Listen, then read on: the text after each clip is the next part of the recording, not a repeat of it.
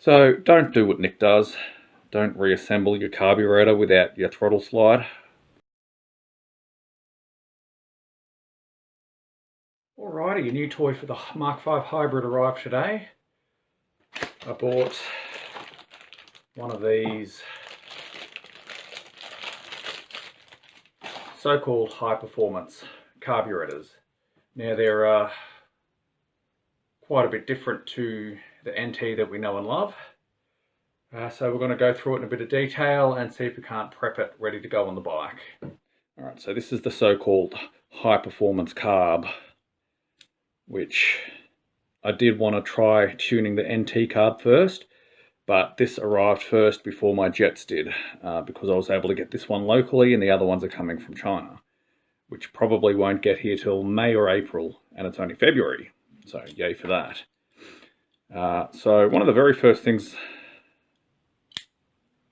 is this so-called automatic choke. The theory in this is that little clip there, which I'll show you this in greater detail later, but it's attached to an arm that goes right up inside here. Theoretically, when the throttle's open full, it'll pull that bar back and this will pop down. You can't really force it up, but because there is this spring in there, you can bend it up and over the plate like that. You just got to make sure that it clips back in. That's less than practical while you're on the ride, but it's pretty easy to do. So I'm not too worried about that automatic thing not working. And in summertime, I don't really need to use a choke normally anyway. Now, one of the first things I realised, and I have seen this on other builds as well, is that this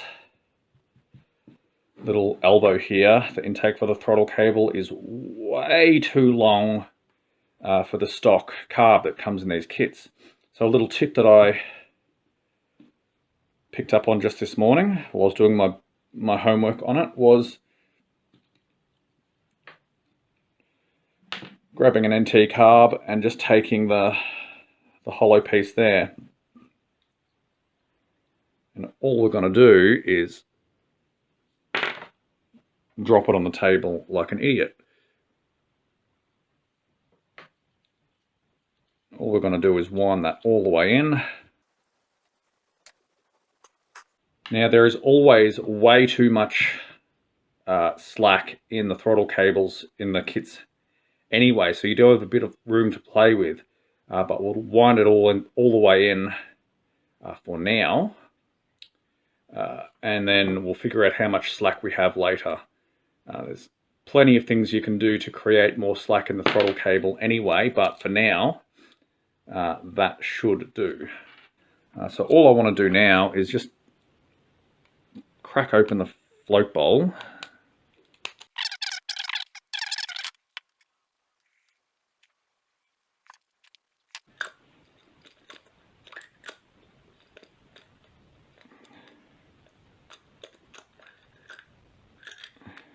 So we're just going to tip those out. And the first major difference is, I don't know if this is a... Oh no, I see it. The gasket, as opposed to being a material gasket like on the NTs, is actually just this rubber seal that runs along the inside of the float bowl itself. So you want to be careful you're not putting that down on any surface where it might get scratched or damaged, but we will just throw our screws in there for safekeeping. First thing I notice here is that the float bowl is actually attached properly. Instead of having those two prongs pushing the float bowl down, this whole shebang is attached. Which, if I can get my screwdriver here, on the NTs, that little pin in there is controlled by the two arms that push the float bowl down. But as you can see here, the float bowl is actually attached in there. And I like that because it's really easy to bend the two little arms on the NT carb, and if you have it too far down, you're not going to get enough fuel in your float bowl, and if they're too high up, well then your carb is going to flood. So that sort of eliminates that entire problem. As for the jet in there, it's not numbered, so I'm not experienced with jetting anyway, which was part of what this project was about, was tuning with jets. But all I really wanted to check was that it was secure, because I have had the main jets on the NTs loose from the factory, but I've also had them vibrate loose after a couple of 100 Ks, so I just wanted to open it up and make sure that that was clear and secure.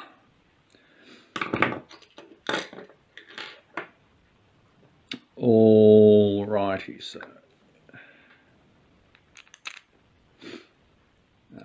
so next thing is to open this up, and we'll have a look at the throttle assembly itself. Now, I do need to point out, this is under tension, so when you're undoing it, just keep a finger on there to keep that held down. You don't want anything flying out. Alright, so very carefully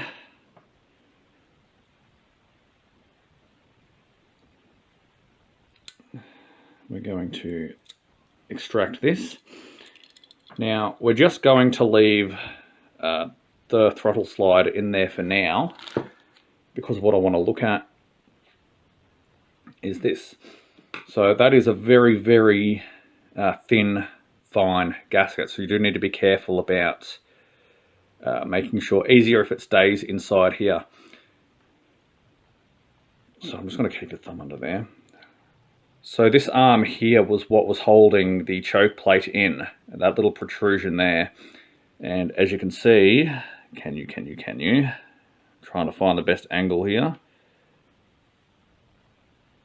Here's that eensy weensy tiny little spring up there, which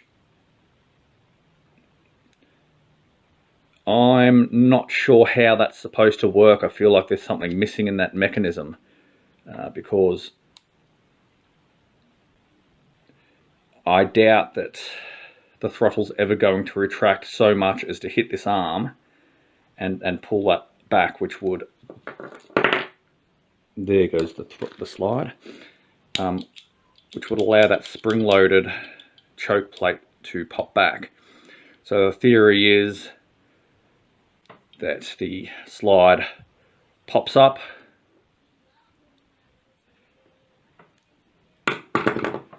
hits this little arm up there, which would push the arm back away from the plate, boop, and it would just pop open.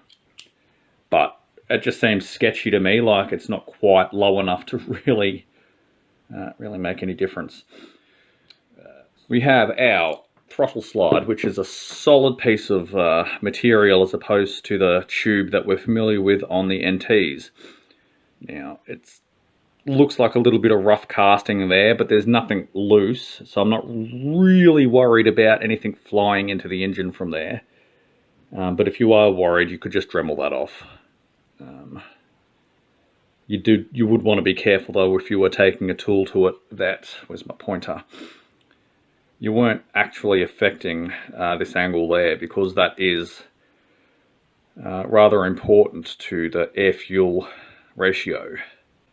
So don't do what Nick does.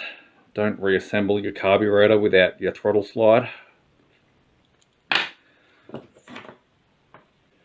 This is of course what happens if you're not careful with your gasket. Right, so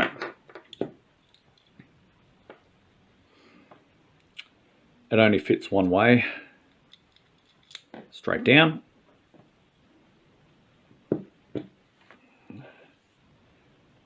Now, like an idiot, I dropped that out. So if you do have to do this, slide it over the arm first, and then compress your spring, and just the arm needs to be pulled back in order for that gasket to reseat. So don't try to force the gasket down, just remember Let's pull that arm back because it is spring loaded.